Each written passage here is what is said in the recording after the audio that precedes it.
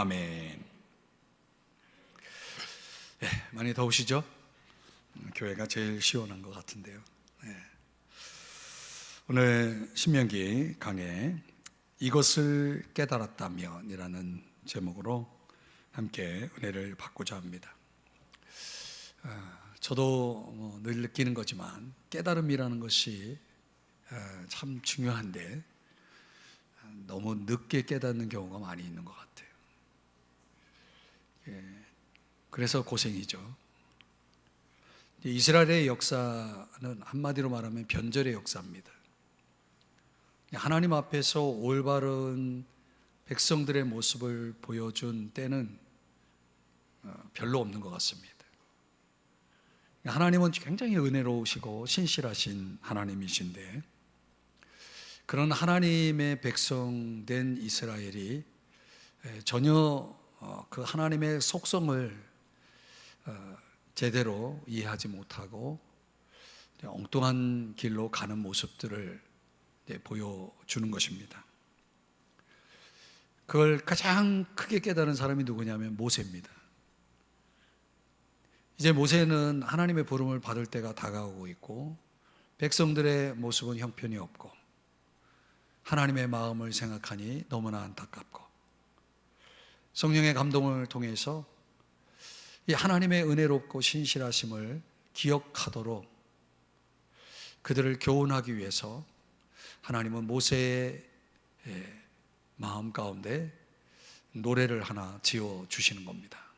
오늘 그것이 신명기 32장의 내용입니다. 오늘 본문 19절에 보니까 그러므로 여호와께서 보시고 미워하셨으니 그 자녀가 그를 경노하게 한 까닭이로다. 하나님이 도저히 용납할 수 없는 그런 백성들의 모습 때문에 너무나 진노하시는 그런 하나님의 모습을 보여주고 있는 것입니다. 이런 하나님을 경노케 하는 백성들의 모습, 그들에게서 도대체 무엇을 보셨기에 하나님은 이렇게 경노하시는가? 오늘 주의 백성들이 어떤 모습을 보일 때 하나님이 경노하시는가? 오늘 세 가지를 함께 생각해 보려고 합니다. 첫 번째는 사랑 없음입니다. 하나님이 우리 안에서 그분이 보실 때 사랑이 없을 때 하나님은 경노하시는 것입니다. 오늘 이 모세의 노래 속에 담긴 이스라엘의 그 예언적 역사, 미래의 역사 속에서 백성들은 아주 처참하게 실패하고 마는데, 하나님이 베푸신 은혜를 완전히 망각을 하게 됩니다. 하나님이 베풀어 주신 은혜를 송두리째 잊어버리는 겁니다. 1절 말씀에 보면은 노래 가운데 귀를 기울이라 라는 대목이 나오는데, 백성들은 반대로 하나님께 귀를 기울이지 않습니다. 3절에 보면 우리 하나님께 위엄을 돌릴지어다 찬양을 하는 얘기죠. 그러나 백성들은 하나님을 찬양하지 않습니다. 5절 말씀에 보면 여호와를 향하여 악을 행하니 라고 말합니다. 순종하지 않는 거죠. 6절의 말씀에 보면 어리석고 지혜 없는 백성아 여호와께 이같이 보답하느냐. 마땅히 하나님께 돌려야 될 영광을 돌려드리지 못하고 있는 백성들의 모습을 보여줍니다. 32장 16절 말씀에 가보면 15절 죄송합니다. 자기를 지으신 하나님을 버리고 라고 말합니다. 하나님을 인정하지도 않습니다.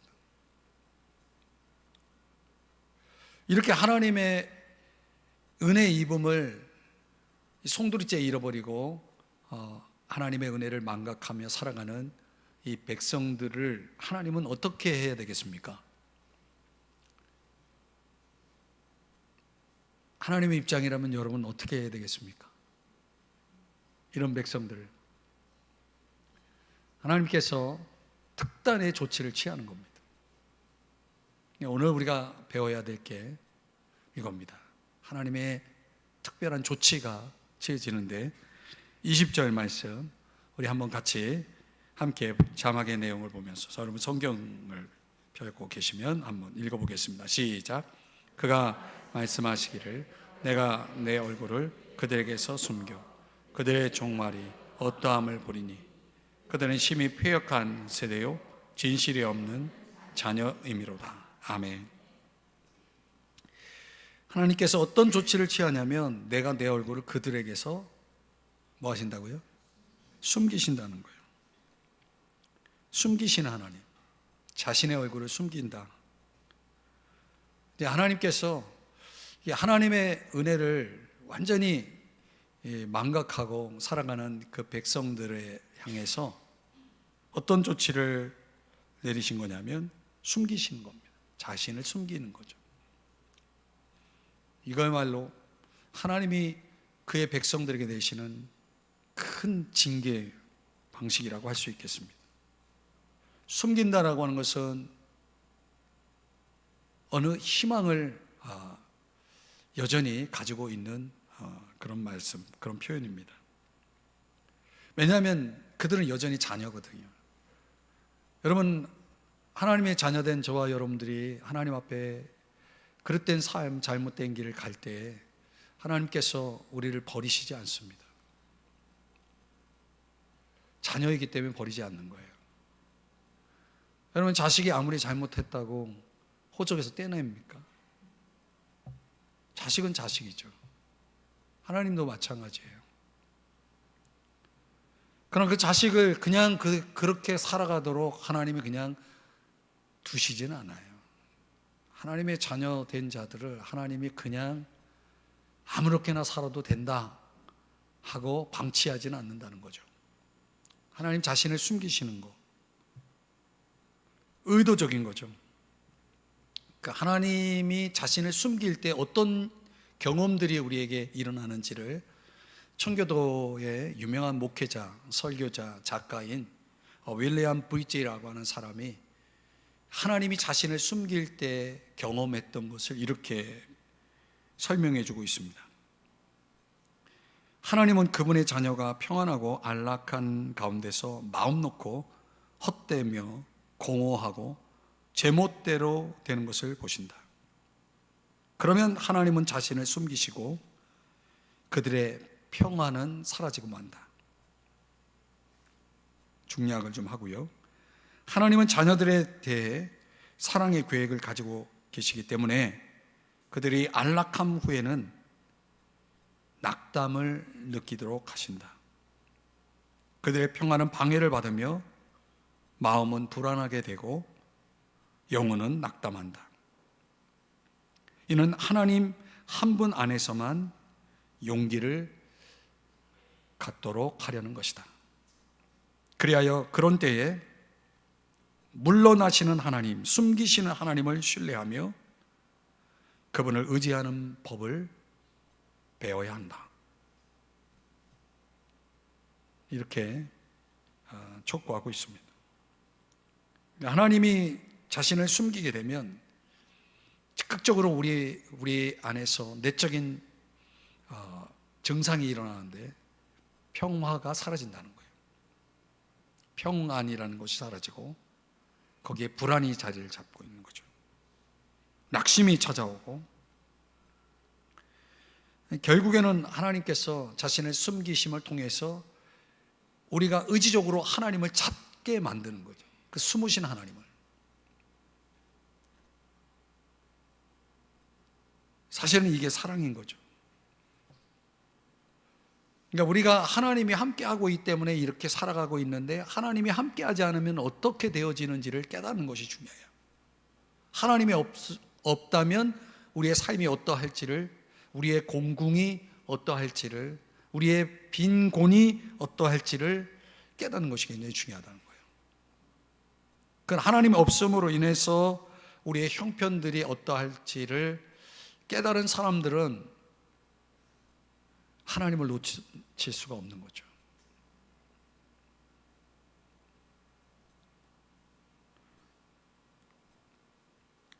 오늘 우리의 삶에 주어진 하나님으로부터 주어진 것들을 우리가 깊이 깨닫고 그분의 은혜를 기억하며 살아갈 때 우리의 마음이 항상 그분에게 붙어 있고 그분을 전적으로 의지하면서 살아가는 그런 겸손이 우리의 마음에 생기게 되어지면, 그러면 이제 하나님을 사랑할 수밖에 없어요. 그분을 사랑하게 되어지는 거죠. 우리가 잘 아는 요한계시록의 에베소 교회를 향해서 주님이 책망하신 처음 사랑을 버렸다. 항상 문제가 여기에 있는 거죠. 그래서 우리의 영적 회복을 위해서 우리가 해야 될 것은 그 사랑을 다시 불태우는 겁니다. 그러니까 우리의 신앙이라는 것이 참 냄비 속성이 있어가지고 금방 달아올랐다가 식어져 버리는 이런 것들이 너무 심해요. 이 불태울 수 있는 어떤 그런 열정들이 우리 안에서 쉽게 식어진다는 것이 문제인 거죠. 그 신앙이라는 것이 한결같음 속에서 이루어진다면 하나님 보실 때 얼마나 좋겠어요. 그러니까 하나님이 우리를 보실 때 너무 갈피를 잡을 수가 없는 거예요. 제가 지금 도대체 어떤지를 하나님도 감을 잡을 수 없을 만큼 우리가 너무 변덕인 거죠. 그러니까 어디서 떨어졌는지를, 우리의 사랑이 어디서 떨어졌는지를 빨리 우리가 생각하고 돌이키지 않으면 안 되는 거죠. 그 돌이킴을 위해서 하나님이 특단의 조치를 취한 것이 하나님 자신을 숨기시는 거예요. 그 하나님 없음을 경험하게 하시는 거죠. 하나님 없으면 어떻게 되는지를 경험하게 하시는 거죠. 이게 하나님 백성들을 살리시는 하나님의 특별한 방법이에요. 그러니까 내 삶에 하나님이 있기 때문에 우리가 이렇게 살아가고 있지만 정작 그 하나님 계심을, 하나님의 임재를 망각하고 살아갈 때가 많은 거죠. 너무나 당연하게 생각하고 있기 때문에 그게 하나님이 내게 주신 거라고 생각하지 않는 거예요. 그냥 주어졌다라고 그냥 있는 거라고 생각할 때가 많은 거죠. 그런 백성들이 다 잃어버리는 거예요. 잃어버리고 하나님 원하시는 삶의 방향과 전혀 다른 길을 가고 있는 거죠. 여러분, 하나님 사랑하십니까? 그 아멘이 진정성 있는 아멘이길 바랍니다. 하나님을 사랑하는 마음이, 지금 여러분의 마음속에 있는 그 마음이 변하지 않기를 축복합니다. 계속 구해야 됩니다. 하나님, 제 마음이 변치 않게 해주시고 그 사랑이 식어지지 않게 해달라고. 그래서 주일에도 제가 인용한 성경 구절이지만 바울이 그리스도의 사랑이 나를 강권하시는도다. 그 사랑에 완전히 붙들려서 완전히 압도되어 가지고 바울의 그 인생길을 완전히 그 사랑이 바울을 하나님이 마음껏 쓰실 수 있도록 했다는 거예요. 그러니까 우리가 이 사랑이라는 것이 참 중요하다. 교회를 향한 마음도 그렇고 또 여러분의 사랑하는 이들, 가족으로부터 해서 다 모든 인간관계도 마찬가지고요. 사랑이라는 것을 잘 간직하며 살아가야 한다. 그렇지 않으면 하나님이 경노하신다라고 하는 것을 여러분이 아셔야 됩니다. 그러니까 그 사랑을, 하나님에게 드려야 될 사랑을 세상에 있는 것들에 빼앗기지 마시고 그 영원한 것을 위해서, 영원한 가치를 위해서 하나님 사랑하시며 살아가는 저와 여러분이 되기를 주의 이름 축복합니다.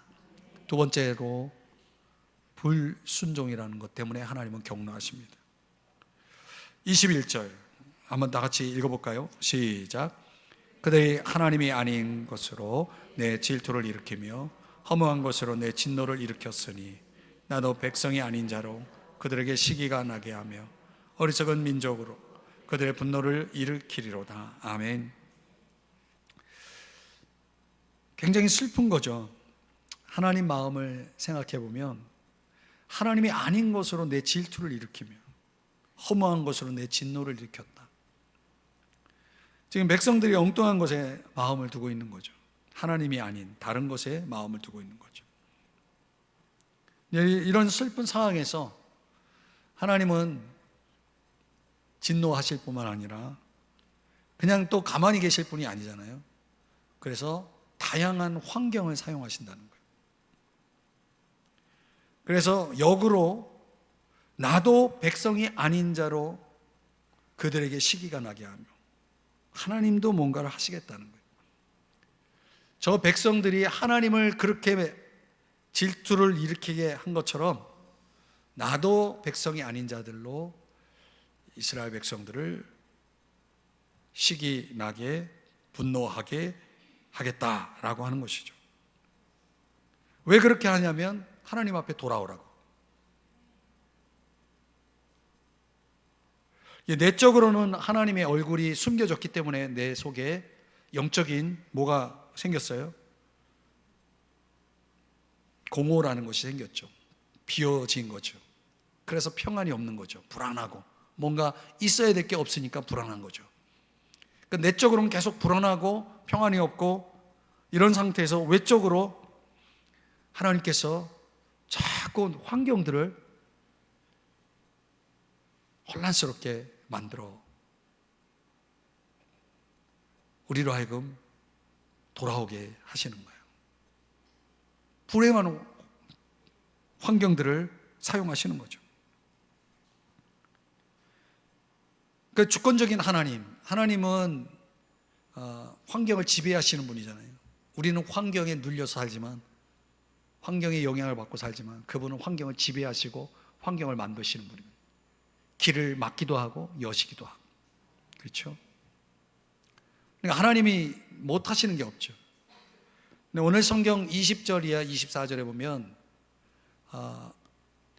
하나님께서 하시는 일들, 내가 뭐뭐 하겠다. 영어로 말하면 I will. 내가 무엇을 하겠다. 그 의지의 조동사를 사용해서 7번이나 그 표현을 써요. 영어 성경에 보면 7번을 사용하고 있습니다.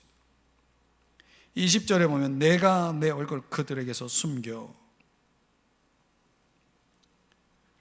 또 20절에 제가 생략을 하고 있지만 여러분 성경을 보시면 내가 그들의 종말이 어떠함을 보리니 내가 보겠다.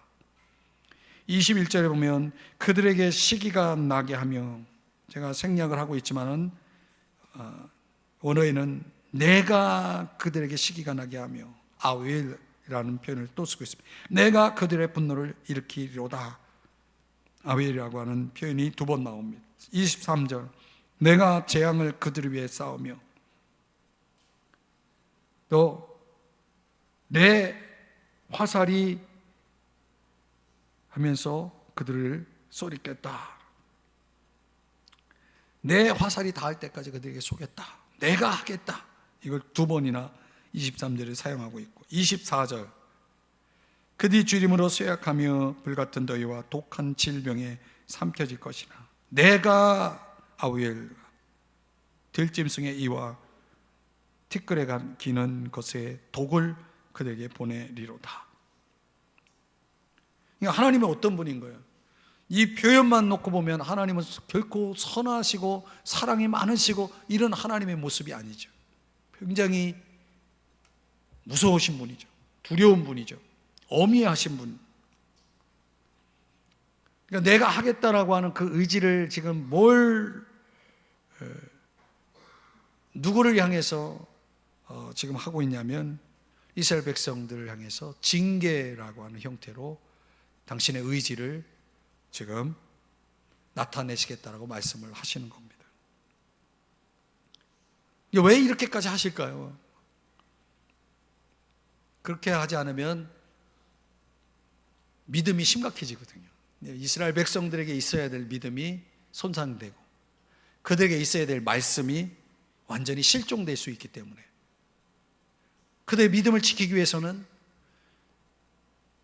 그들에게 필요한 이 말씀을 간직하게 하기 위해서는 하나님은 이런 일들을 하시겠다는 것입니다. 징계를 하시겠다는 거죠.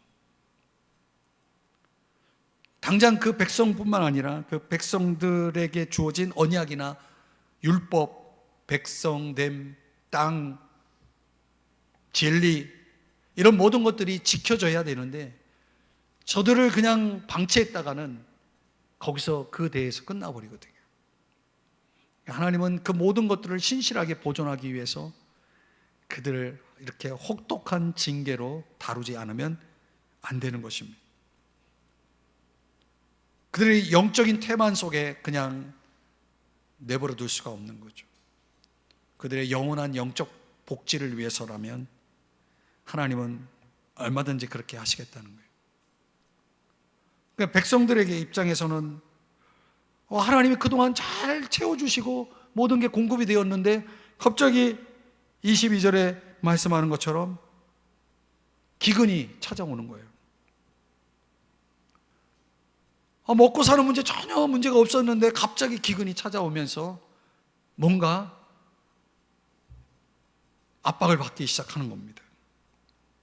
하나님이 그동안은 보호해 주셔서 모든 것이 이렇게 형통하게 이루어졌는데 막 어려운 재앙들이 찾아오기 시작하는 거예요. 질병이 찾아오고 23절, 24절에 보니까 25절에 보니까 평화를 주신 이 평화 속에서 평안하게 살고 있었던 그들이 외세의 침략을 통해 가지고 자신들이 일궈놓은 모든 것들을 다 거두어가게 하시는 거예요. 평화가 아니라 완전히 전쟁 속에서 살게 하는 것입니다. 그래서 25절에 뭐라고 말씀합니까? 밖으로는 칼에 방 안에서는 놀람에 멸망하리니. 근데 왜 이렇게 하시는 거냐? 돌아오라고. 하나님의 의도는, 하나님의 목적은 돌아오라고 이렇게 하시는 거예요. 이런 걸 징계라고 말하는 것입니다. 여러분 가만히 보면요, 우리가 정말 하나님의 음성에 귀를 잘 기울이면 나를 중심으로 해서 둘러싸여 있는 그런 모든 환경들 속에서 하나님이 나를 깨닫게 하기 위해서 허락하신 일들이 많아요.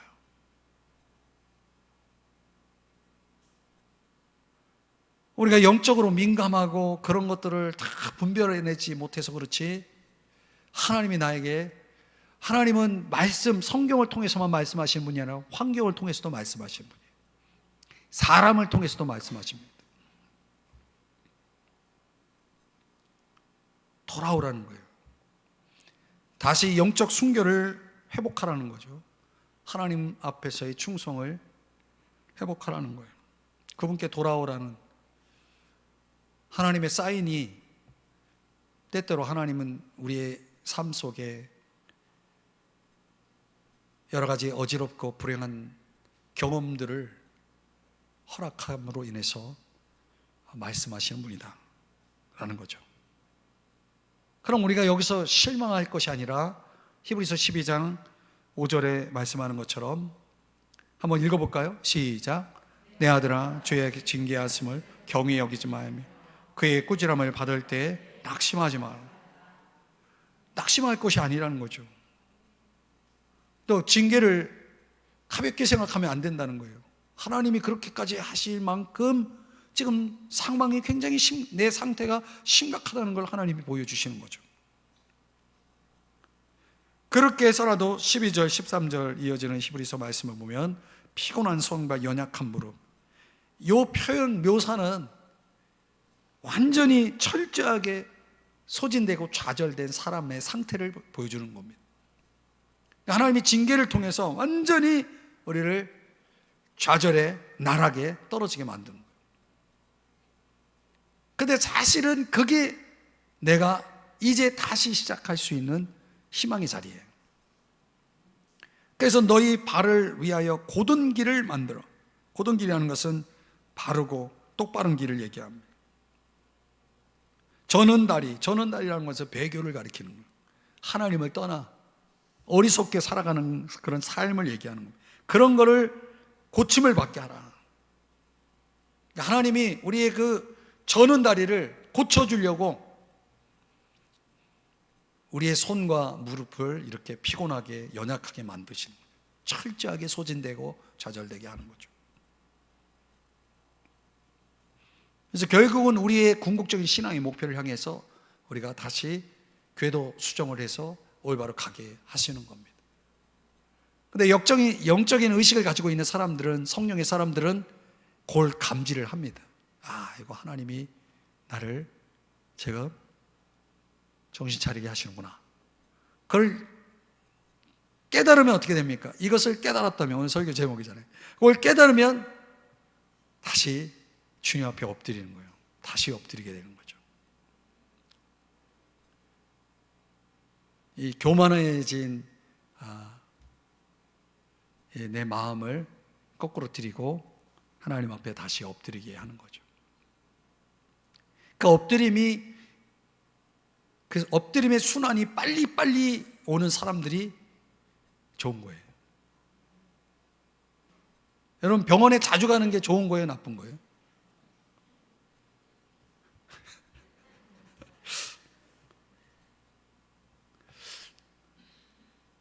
골병백수라는 말이 있어요. 아니, 백세라는 장수라는 말이 있어요.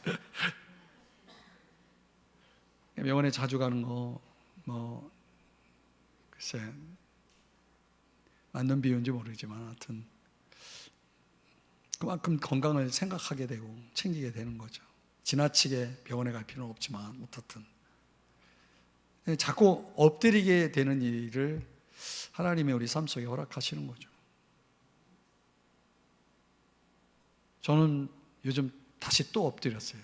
또 엎드리고 그냥 엎드리면은 그 피곤한 손과 연약한 무릎에 힘이 생기더라고요. 손에도 힘이 생기고 무릎에도 힘이 생기고. 그러면 이제 비틀비틀 거리다가 저는 다리로 비틀비틀 거리면서 걷다가 똑바로 걷는 사람이 되는 거죠. 똑바로 자세가 똑바로 되고 올바른 길, 바른 길로 가게 되는 거죠.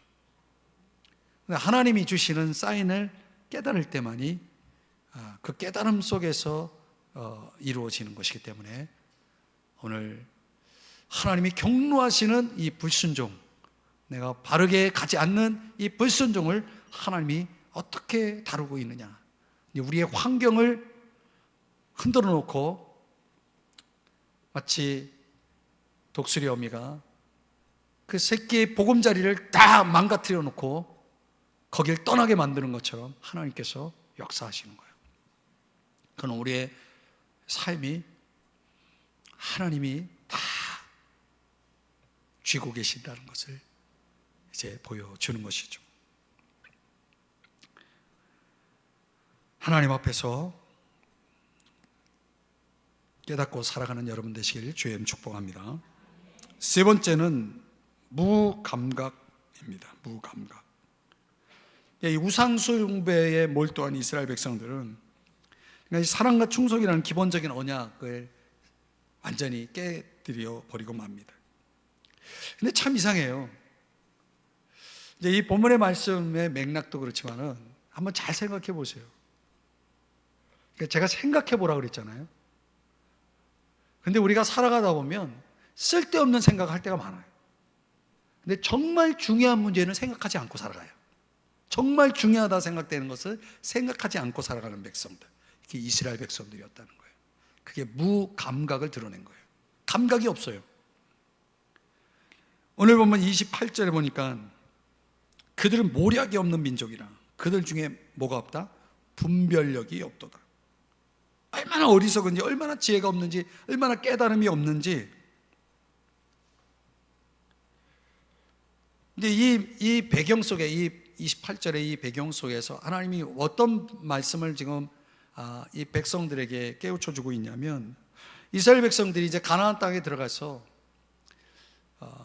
그야말로 여리고 성도 칼 하나 쓰지 않고 무너뜨리고 정복하고 가나안 땅을 차지하지 않았습니까? 그러니까 별 능력도 없는 적군들인데, 근데 그들에게 정복을 당하는 거예요, 백성들이. 아이성 앞에서 정복을 당하는 거예요. 그들 말 그대로 아이성인데, 여리고 성도 정복한 백성들이 아이성 앞에서 꼼짝 못하고 당하는 거예요. 그러면 이럴 때는 어떻게 해야 됩니까? 빨리 생각을 해야 되거든요. 이게 왜 이런 일이 벌어졌지? 그래서 하나님께서 여호수아에게 너희들 백성 안에 죄가 있기 때문이다 해서 결국 아간을 색출해내지 않잖아요. 색출해냈잖아요. 그죠? 그러니까 생각을 하면은 원인을 찾아낼 수 있는데 백성들이 생각을 하지 않는 거예요. 왜 그들이 패배했는지 이유를 생각하지 않는 거예요. 수적인 열세에 있어서도 어떤 전력이나 이런 모든 것들을 고려했을 때 자원이 부족합니까? 더 유리한 위치에 있는 더 나은 전략을 가지고 있는 백성들이 자꾸 저한테 패배를 하는 거예요. 그러면 이런 상태라면 그들이 이 굴욕적인 패전의 이유를 생각을 해야 되는데 생각을 하지 않는 거예요. 내가 왜 이렇게 됐지? 생각을 하지 않는 거예요. 그래서 여러분, 영적인 지각이 없으면요, 이렇게 아무것도 배울 수 없는 거예요. 이렇게 영적인 지각이 없고 무감각해서 깨닫지 못하면 어떤 일을 벌이냐면 원인을 다른 데서 찾아요. 그래서 또 다른 반석을 찾아갑니다. 그 우상을 의지하게 됩니다. 이 우상이 조금 약했나? 다른 우상을 좀 내가 의지해야 되겠다. 그리고 다른 우상한테 가는 거예요. 하나님에게 안 돌아갑니다. 하나님께서 아주 무익한 신적 대체물을 허용하셔서 이 생각 없이 살아가는 이스라엘 백성들을 이제 깨닫게 하시는 일을 하시는 거죠. 그러니까 이스라엘 백성들에게 가장 극악한 원수는 어디 있냐면 외부에 있지 않고 내부에 있었던 거예요. 그들의 심각한 적은, 은밀한 적은 외부에 있지 않고 그들 마음속에 있었던 거예요. 17절 말씀해 보면 그 백성들이 하나님이 아닌 다른 그 무엇을 숭배하고 의지할 때에 하나님께서 철저하게 그들을 실망시킵니다. 그 이스라엘 백성들이 하나님이 아닌 우상을 섬기는 그 대상들은 마귀적 기원을 가지고 있다는 것을 보여줍니다. 우상을 숭배하고 있는데 사실은 우상이 아니라 귀신에게 하고 있는, 마귀에게 하고 있는 거죠. 31절의 말씀에 보면 진실로 그들의 반석이 우리의 반석과 같지 아니하니, 그냥 완전히 도덕적인 무능을 드러내는 그런 말씀이죠. 그러니까 이스라엘 백성들이 의지했던 신은 마귀적인 기원을 가지고 있고 도덕적으로 완전히 무능해. 할 수 있는 게 없는 신이에요. 32절에 보면 악한 본성을 가지고 있는 신들을, 32절, 33절에 보면 파괴적 능력을 가지고 있는 신들입니다.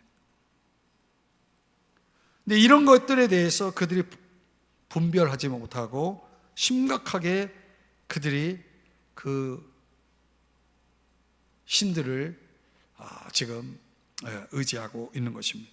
32절, 33절의 말씀에 보니까 그들의 포도는 독이 든 포도이니 그 성인은 쓰며, 33절 그들의 포도주는 뱀의 독이요 독사의 맹독이라. 그러니까 이 하나님을 떠나 다른 풍요의 신을 숭배하고 있는 이스라엘 백성들은 여전히 그들에게 주어진 환경과 불행이 이게 하나님이 하시는 거라고 생각하지 못하고 신들을 잘못 선택한 것이라 생각하면서 그들은 풍요의 신에 철저하게 농락을 당하고 있었던 것입니다. 그런 신들을 통해서 수확이 많아질 거라고 생각을 한 거예요.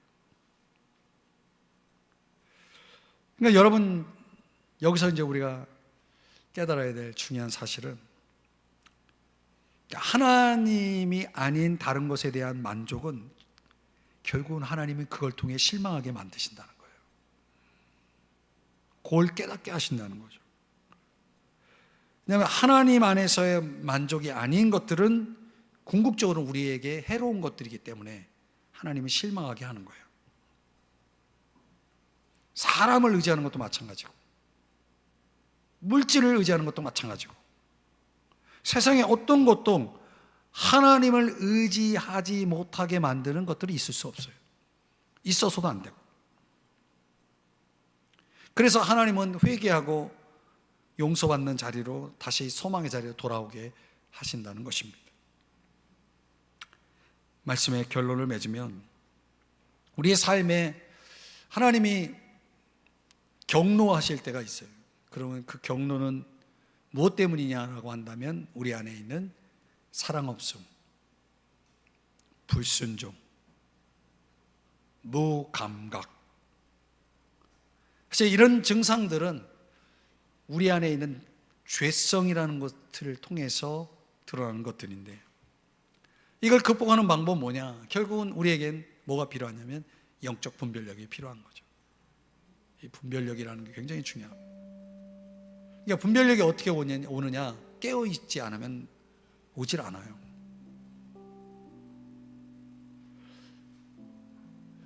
내가 눈을 뜨고 있는데 코를 누가 베갔어요. 그런 일들이 벌어지는 거예요. 보고도 당하는 거죠. 내가 지금 왜 이러지?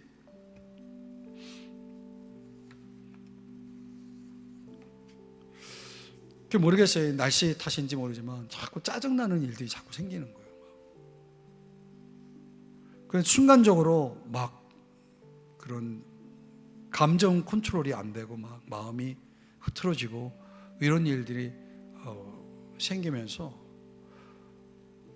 그냥 이러다가 내가 속절없이 주저앉겠다는 생각이 딱 든, 정신이 바짝 차리지 않으면 안 돼요. 덥지만 더 기도해야 되겠다. 하나님 앞에 더 엎드려 기도해야 되겠다. 깨어 있어야 되겠다. 이러다가 정신줄 놓을 수도 있겠다. 그런 생각이 딱 드는 거죠. 그 말씀이 자꾸 영적 지각을, 분별력을 우리에게 가져다 주기 때문에 여러분 이런 때일수록 더 여러분들이 하나님의 말씀을 가까이 하면서 무장하지 않으면 안 되는 거죠. 말씀에 대한 무장, 깨어 있음을 통해서 우리가 분별하지 않으면 안 되는 거예요. 깨달았다면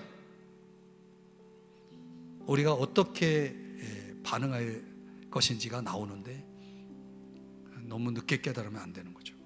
자, 완고함 때문에 하나님이 하시는 일을 볼 수 있는 기회를 놓치는 일이 없도록, 풍요 때문에 영적 태만 반역에 빠지지 않도록 오늘 날마다 영적 분별력을 구하면서 살아가는 저와 여러분이 될 수 있기를 주의 이름으로 축복드립니다.